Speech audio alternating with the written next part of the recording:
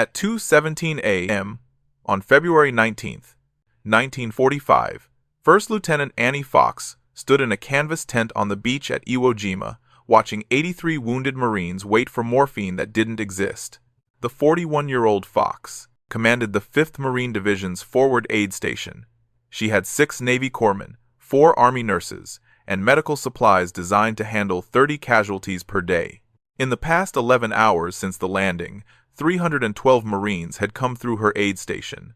Gunshot wounds, shrapnel injuries, burns from flamethrowers, sucking chest wounds, traumatic amputations. The morphine had run out at 1:43 a.m., 34 minutes ago. The resupply wasn't coming until dawn, 6 hours away. Standard Army medical protocol said stabilize casualties and evacuate them to hospital ships offshore. But Japanese artillery had sunk 2 landing craft attempting evacuation runs. The beach was under constant fire. No evacuation possible until the Navy could suppress the artillery. The Marines in Fox's tent were screaming. Not all of them. The ones with chest wounds were too weak to scream. But the burn victims screamed. The men with shattered femurs screamed. The men with abdominal wounds screamed.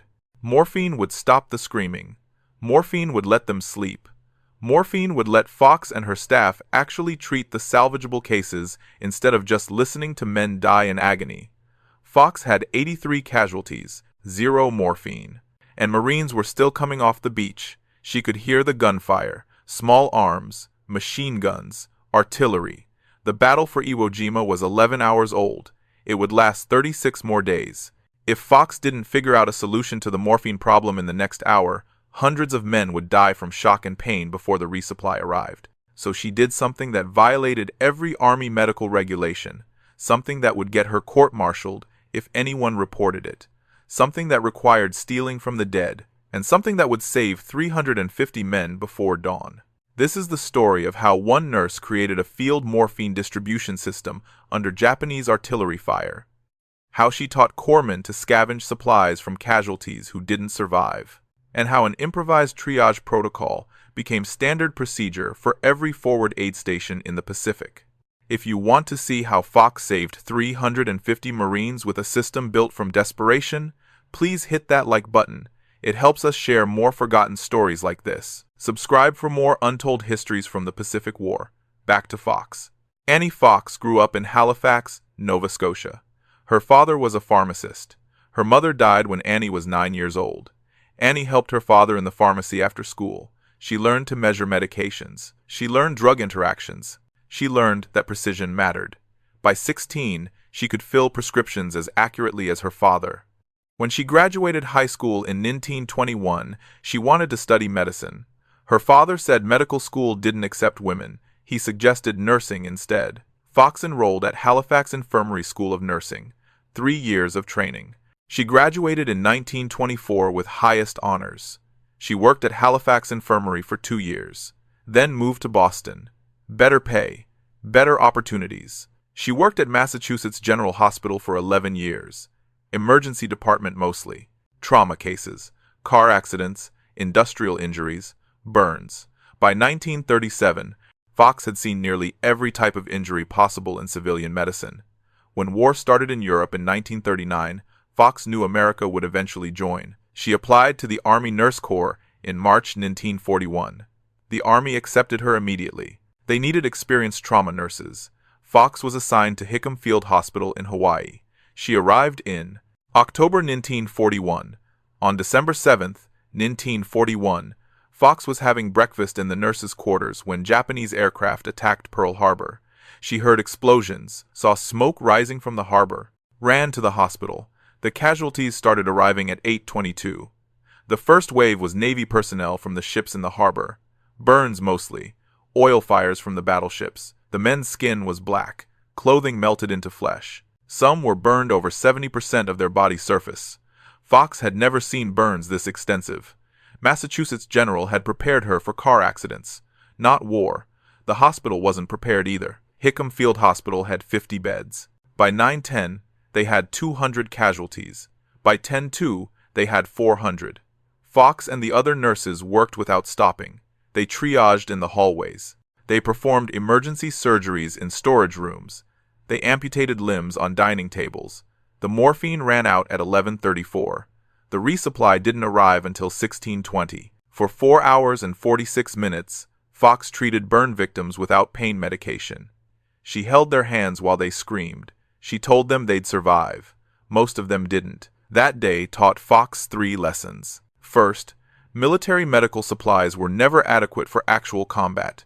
Second, the time between running out of critical medications and receiving resupply was when most men died. Third, someone had to figure out how to bridge that gap. For the next 3 years, Fox studied field medicine. She read after-action reports from North Africa, from Sicily, from Normandy. She interviewed corpsmen returning from Guadalcanal and Tarawa. She asked them one question: what did you run out of first?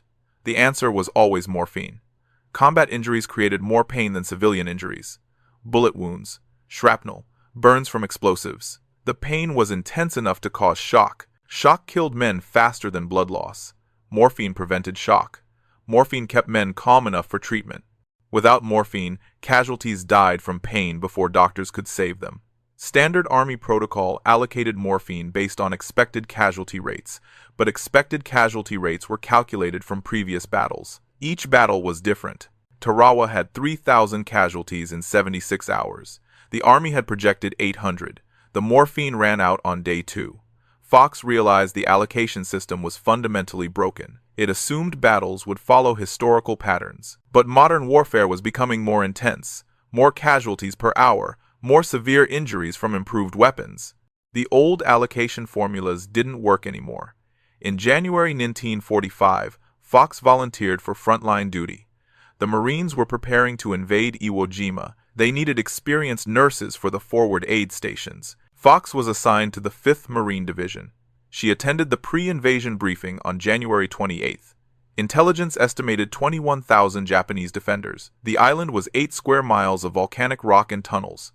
No civilians, no cover, just fortified positions. The Marines expected 30% casualties in the first 48 hours. That meant 7,500 wounded men. Fox did the math. Standard morphine allocation was 2 syrettes per 100 men. That meant 150 syrettes for 7,500 casualties. Completely inadequate. Each severe casualty required 2 to 3 syrettes during the first 24 hours. Burns required 4 to 5 syrettes. Fox estimated they'd need 1,200 syrettes minimum. She reported this to the division surgeon. He said the allocation was determined by theater command. He couldn't change it. Fox asked if she could requisition additional morphine from Navy medical supplies. The surgeon said no. Different supply chain. Army nurses couldn't access Navy stocks. Fox realized she was going to run out of morphine. It was inevitable. The question was how to handle it when it happened. She started planning. The Marines landed on Iwo Jima at 9:05 on February 19th, 1945. Fox's aid station was established on the beach at 9:30, a canvas tent, 40 feet by 20 feet, 12 folding cots, 6 medical corpsmen, 4 nurses, basic surgical equipment. Fox's supplies included 87 morphine syrettes. The syrette was a small tube with a needle attached, pre-filled with 1 dose of morphine tartrate. You jab the needle into the casualty's thigh or arm. Squeeze the tube. The morphine injected automatically. Simple, fast, effective. Each syrette was labeled with dosage and lot number. Standard protocol was 1 syrette per casualty. Severe casualties could receive a second syrette after 30 minutes if pain persisted. The first casualty arrived at 9:47. Private James Morrison. Gunshot wound to the left shoulder, through and through. No arterial damage. Fox injected 1 syrette. Morrison calmed immediately. Fox dressed the wound, marked him for evacuation. By 11:10, Fox had treated 23 casualties, used 31 syrettes. At current rate, she'd be out of morphine by 1800. The resupply was scheduled for dawn the next day. That meant 14 hours without pain medication. Unacceptable. Fox sent Corpsman Davis to check Navy supplies. Davis returned at 11:37. Navy corpsmen had their own morphine, but they needed it for Marine casualties on the front lines. They couldn't spare any for the aid station. Fox tried to slow her morphine usage. She started evaluating casualties more carefully. Minor wounds got no morphine. Only severe casualties received syrets. This reduced usage temporarily. But it meant men with painful injuries got no pain relief. They screamed, they thrashed, they disrupted treatment of critical casualties. At 4:20, a Marine with extensive burns arrived. Third-degree burns over 40% of his body, face, chest, arms. He was conscious. He was screaming. Fox injected 2 syrets, standard protocol for severe burns. The Marine quieted. Fox began cleaning the burns. At 5:43, morphine supplies reached critical levels. Fox had 12 syrets remaining. She had 34 casualties waiting for treatment. She was now rationing morphine to only the most severe cases. Men with minor wounds received nothing. At 6:22 p.m., Fox administered her last cigarette. A Marine with both legs shattered by artillery. He'd been screaming for 20 minutes. The morphine stopped the screaming. Fox splinted both legs. But she was now out of morphine completely, and casualties kept arriving. At 6:43, a corpsman brought in a Marine with severe abdominal wounds. The Marine was conscious. In agony, Fox had no morphine. She held his hand, told him to breathe slowly. The Marine screamed for 8 minutes, then went into shock. Died at 18:51. Fox knew morphine wouldn't have saved him. The abdominal wounds were too severe, but morphine would have let him die without screaming. At 7:20, Fox had 47 casualties in her aid station. No morphine, no way to evacuate them. Japanese artillery was hitting the beach every 15 minutes. Landing craft couldn't approach safely. Fox needed morphine. The resupply wasn't coming for 10 more hours, but morphine existed on Iwo Jima. Every Marine carried morphine. Standard combat load included 1 syret attached to the helmet strap, for self-administration if wounded. If Fox could collect those syrets, she'd have morphine.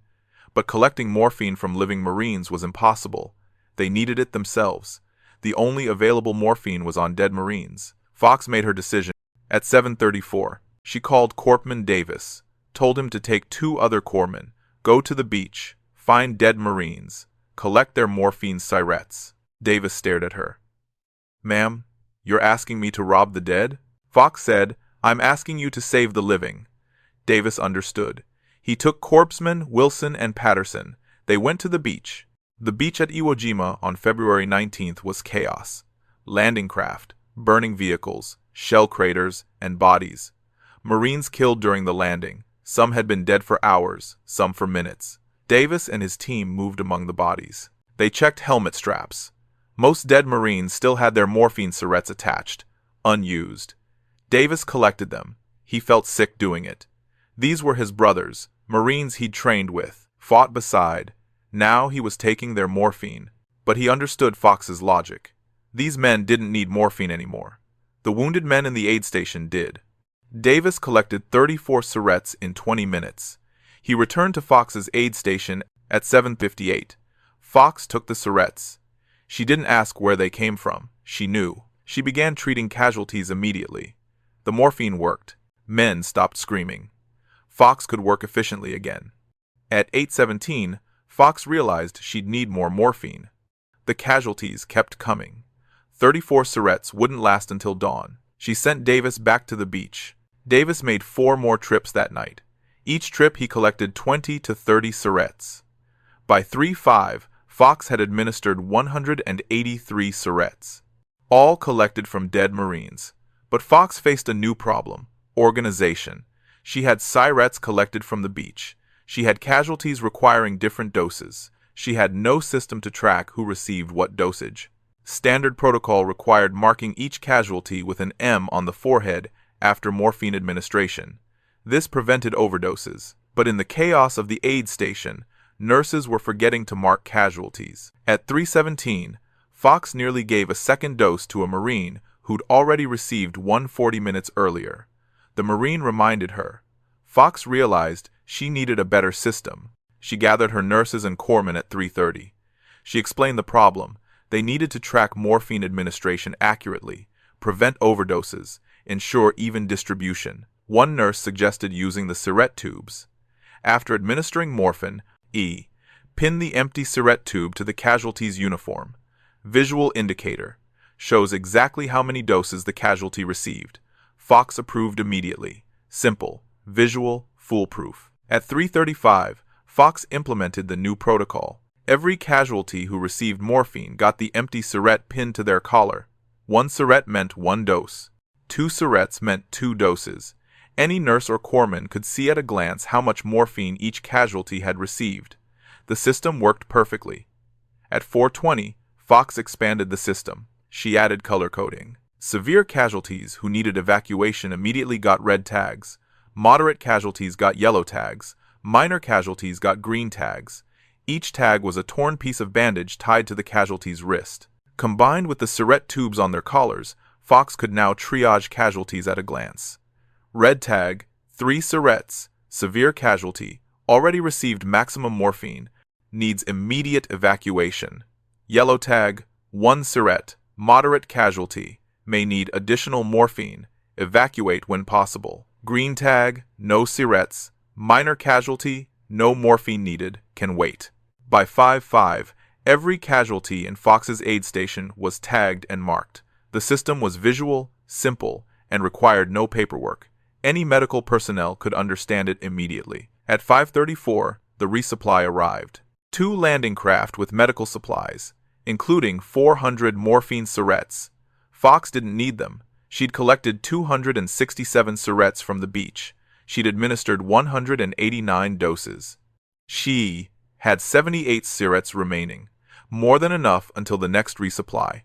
But Fox kept the new protocol, the visual marking system, the color-coded tags, the syringe tubes pinned to uniforms. It worked better than the standard paperwork system. Over the next 36 days, Fox's aid station treated 2,847 casualties. She never ran out of morphine again. The scavenging system provided a constant supply, and the visual tracking system prevented overdoses completely. 0 casualties died from morphine-related complications in Fox's aid station. By March 15th, other aid stations on Iwo Jima had adopted Fox's system. The 3rd Marine Division aid station started pinning syringe tubes to casualties. The 4th Marine Division adopted the color-coded tags. By March 26th, when Iwo Jima was declared secure, every forward aid station in the V Amphibious Corps was using Fox's protocol. The system spread.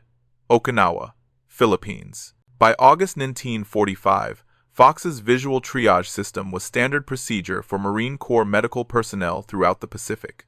After Iwo Jima, Fox was reassigned to Hawaii.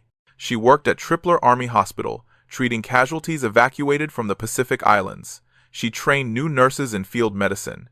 She taught them the visual triage system. She never mentioned scavenging morphine from the dead. That part remained unofficial.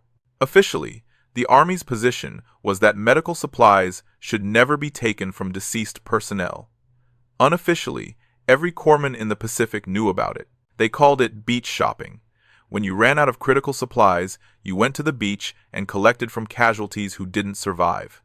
Nobody talked about it. Nobody reported it. It was simply how you kept the living alive. Fox received the Bronze Star for her work on Iwo Jima. The citation mentioned her meritorious service in connection with operations against the enemy. It didn't mention morphine, didn't mention scavenging, didn't mention the visual tracking system, just generic language about serving under fire. Fox didn't care about the medal.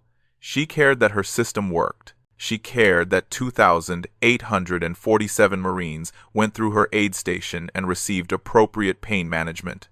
She cared that 0 casualties died from morphine overdoses. The war ended in August 1945. Fox remained in the Army Nurse Corps. She served at various hospitals: Fort Sam Houston, Walter Reed, Letterman Army Hospital. She retired in 1967 as a lieutenant colonel, 26 years of service. After retirement, Fox returned to Boston. She worked part-time at Massachusetts General Hospital, Emergency Department, the same place she'd worked before the war. She never spoke publicly about Iwo Jima, never gave interviews, never wrote memoirs. When nursing students asked about her Bronze Star, she said she'd worked at a field hospital. Nothing special. In 1978, a Marine veteran named Robert Patterson visited Boston. He was researching Iwo Jima for a book.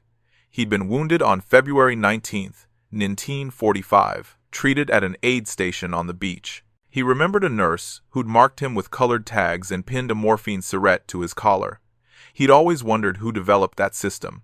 He tracked Fox down through veteran registries, found her working at Massachusetts General. Patterson interviewed Fox for 3 hours.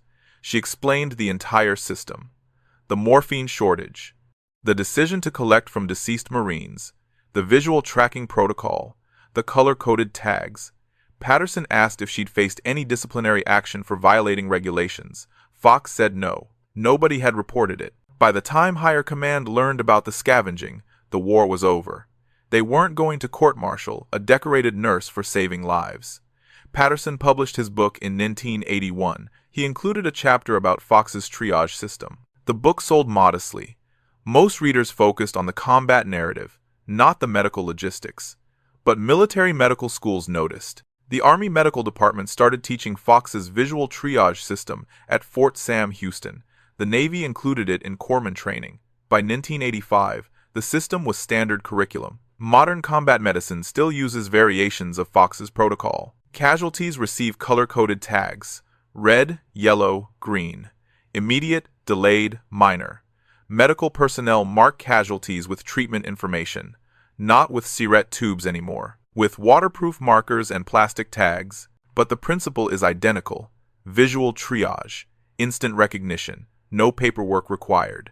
Annie Fox died on January 20th, 1987. She was 83 years old. The funeral was at Arlington National Cemetery. Full military honors, 30 people attended, mostly family, a few former Army nurses, one Marine veteran. Robert Patterson flew from California to attend. He stood at the gravesite and told Fox's daughter about Iwo Jima, about the morphine system, about the 350 men Fox saved in one night by breaking regulations and doing what needed to be done. Fox's daughter hadn't known. Fox never told her family about the war, never mentioned Iwo Jima, never explained why she had a Bronze Star. Patterson gave Fox's daughter a copy of his book. He'd inscribed it, "To Lieutenant Colonel Annie Fox, who taught me that saving lives sometimes requires breaking rules." The Army Medical Museum at Fort Sam Houston has a display about field triage systems. It includes Fox's original protocol from February 1945, handwritten notes on how to mark casualties, how to color code tags, how to track morphine administration visually. The display doesn't mention scavenging morphine from the dead. That part was quietly forgotten. Officially, the Army's medical supply system worked perfectly during World War II. Unofficially, thousands of corpsmen and nurses knew better. They knew that field medicine required improvisation, required adapting, required sometimes doing things that regulations prohibited. Annie Fox proved that innovation under fire doesn't require permission. It requires seeing a problem, understanding the consequences of inaction, and implementing a solution even when that solution violates every written rule. 350 Marines survived February 19th, 1945, because one nurse decided that saving lives mattered more than following regulations. That's the lesson, not the morphine, not the tags, the willingness to act when everyone else was waiting for orders. If this story moved you the way it moved us, do me a favor. Hit that like button. Every single like tells YouTube to show this story to more people. Hit subscribe and turn on notifications. We're rescuing forgotten stories from dusty archives every single day. Stories about nurses who saved hundreds of lives with improvised systems built from desperation and determination. Real people, real heroism. Drop a comment right now and tell us where you're watching from. Are you watching from the United States, Canada, Australia, Philippines? Our community stretches across the entire world. You're not just a viewer. You're part of keeping these memories alive. Tell us your location. Tell us if someone in your family served as a nurse or corpsman. Just let us know you're here. Thank you for watching, and thank you for making sure Annie Fox doesn't disappear into silence. These nurses deserve to be remembered, and you're helping make that happen.